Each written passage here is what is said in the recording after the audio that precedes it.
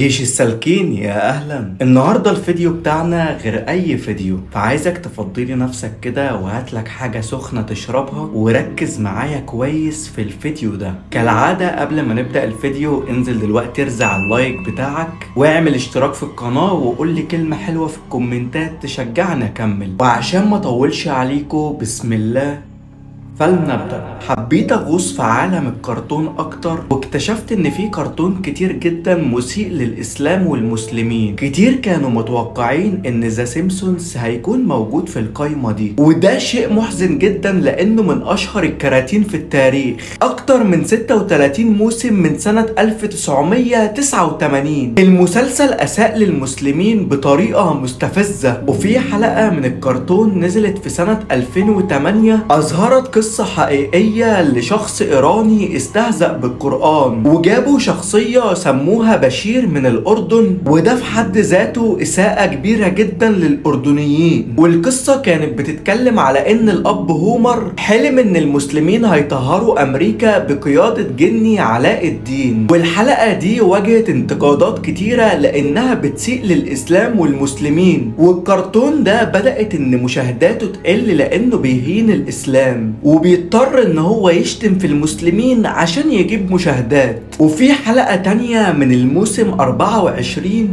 ظهرت عيلة سيمبسون واقفة جنب عربيتهم، والعربية كان فيها ممنوعات، ومن ضمن الممنوعات دي المصحف الشريف. وفي لقطة تانية حاطين القرآن تحت صندوق مكتوب عليه حبوب لمنع انهاء الحياة، وده بيلمح اننا عايزين ننهي حياتنا بسبب القرآن الكريم. نسيبنا من الكرتون القرف ده وتعالوا نخش في الكرتون اللي قرف منه.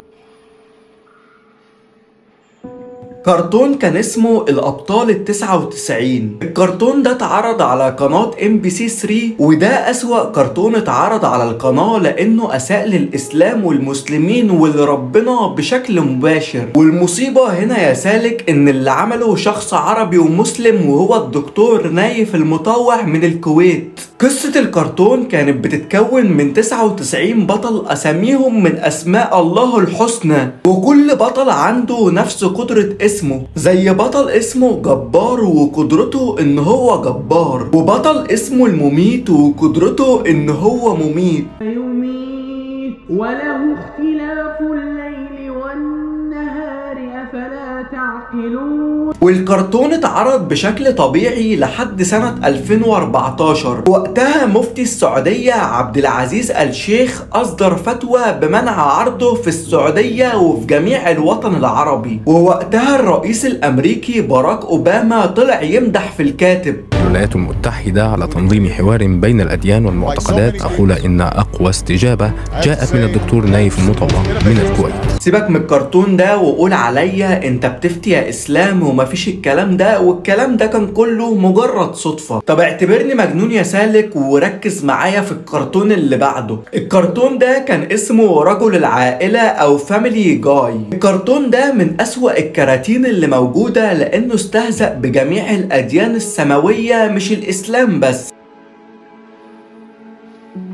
وفي حلقة اسمها قبعة الكاوبوي، وهنا كان الأب بيتر بيتعرف على شخص مسلم اسمه محمود، وبيقرر انه يحب الإسلام ويتعلم منه. لكن فجأة أصحاب محمود بينووا انهم يفجروا كوبري في أمريكا. يعني هنا بيقولك بطريقة غير مباشرة ان المسلمين كلهم إرهابيين، وحتى سيدنا نوح عليه السلام مسلمش منهم. وألفوا قصة ان في سفينة نوح عليه السلام حصل جواز بين بطريق وفيل، وطلع نتيجة التزاوج ده كائن جديد بجسم فيل وراس بطريق.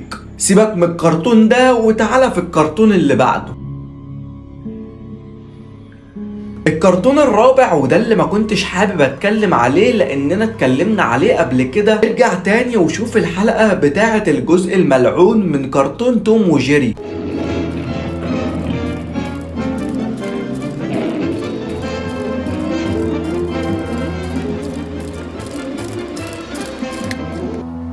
كرتون توم وجيري كسب اكتر من 7 جوائز اوسكار، بس حصل خطأ كده بسيط في حلقة تسبب من منعها في جميع الدول العربية. الحلقة كان اسمها الجنة والنار، وكان فيها اساءة بشكل مباشر للجنة والملائكة ويوم القيامة. القط توم بيموت في البداية وروحه بتطلع على سلم كهربائي ذهبي، وبيشوف قطة بتقرأ اعمال الشخص عشان تدخله الجنة او جهنم، وده اساءة للملائكة، والملاك اللي ماسك جهنم بيجسدوه على شكل كلب. الكرتون الخامس، وده كرتون كنت وانا صغير بحبه جدا، وكان اسمه سام رجل الاطفاء. الكرتون ده موجه للاطفال ولسه بيتعرض على التلفزيون، بالرغم ان ظهرت فيه شخصية بتدوس على القرآن. وبالظبط في الحلقة ال7 من الجزء ال9 واحد من رجال الاطفاء بيتزحلق على كومة ورق، ولو دققت هتعرف ان الكومة دي عبارة عن ورق قرآن. الحلقة دي عملت جدل كبير، والمسؤولين عن الكرتون طلعوا اعتذروا رسميا وقالوا انهم هيطردوا اللي اشتغل على الحركة دي. والكرتون السادس هو كرتون اسمه بيرسيبوليس، وده كرتون ايراني اساء لربنا عز وجل، واتعرض على قناة تلفزيون في تونس. الإساءة بقى إنهم جابوا تجسيد لربنا سبحانه وتعالى، ومش بس كده وكمان رسموه، وكمان خلوا البنت اللي في المشهد تشتم. مش نحب نشوفك بالكلب، امشي. والتجسيد والإهانة فضلوا لدقيقتين كاملين، والناس بدأت تهاجم القناة اللي عرضت الكرتون. لكن للأسف في ناس قالت عن اللي بيدافعوا عن دينهم إنهم متشددين. وفي نهاية الفيديو بحذرك يا سالك انك تخلي بالك على نفسك وعلى طفلك من الافكار اللي التلفزيون عايز يصدرها لك، او الافكار اللي موجودة على الانترنت اللي بتسيء للدين. وخليك في امان يا سالك لحد ما اشوفك تاني في فيديو جديد. سلام.